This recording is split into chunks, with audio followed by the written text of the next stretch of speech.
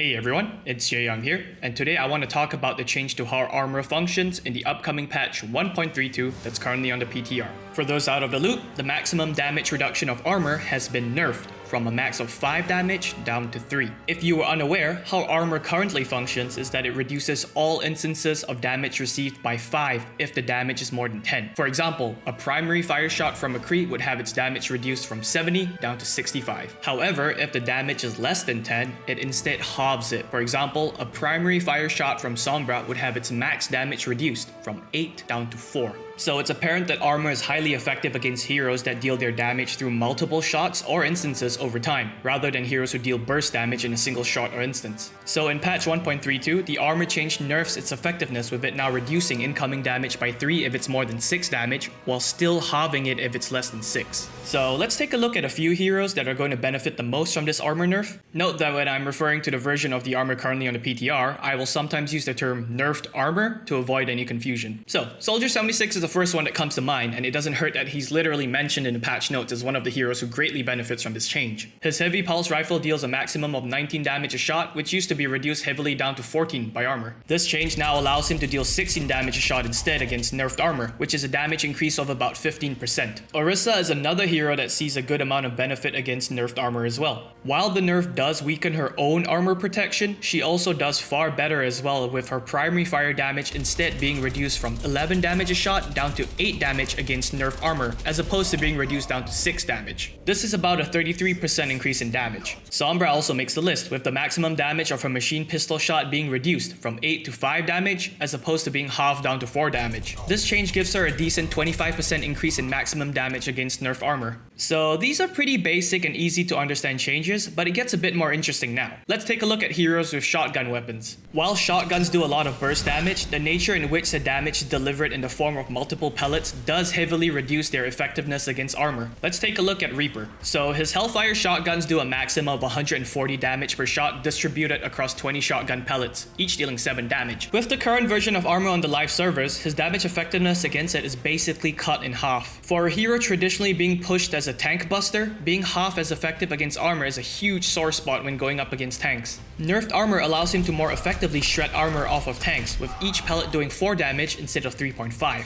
While a 0.5 damage increase per pellet for a total max damage increase from 70 to 80 doesn't seem like much, this adds up majorly when we take headshot multipliers into consideration. Some heroes don't see much of an improvement in effectiveness against nerfed Armour when body shotting, but do when hit shotting, and Reaper is no exception. The headshot damage modifier is applied before the armor modifier, so Reaper would deal 14 damage a pellet. Previously, this would be reduced down to 19 damage a pellet, but is now instead reduced down to 11 damage a pellet instead, which is a nice 22% increase in damage for headshots. This ups Reaper's total headshot maximum damage from 180 to 220 damage against nerfed Armour, which, in addition to his lifesteal buff, is going to make him much more menacing. Moving on, let's take a look at the absolute unit Roadhog. Roadhog's scrap gun deals a maximum of 140 damage per shot, distributed across 25 pellets, each dealing 6 damage. The current live iteration of Armour halves the damage of each pellet down to 3 damage each, while the nerfed iteration of the PTR reduces the damage of each pellet by 3, down to 3 damage each, effectively making body shot damage unchanged. However, just like Reaper, his damage is significantly improved when hit-shotting. At 12 damage a pellet for headshots, instead of being reduced by 5 down to 7 damage, it is instead reduced down to 9 damage a pellet, improving each pellet damage by 2. This is a pretty decent 28% damage improvement when hit-shotting against nerfed Armour, upping the maximum damage from 175 to 225,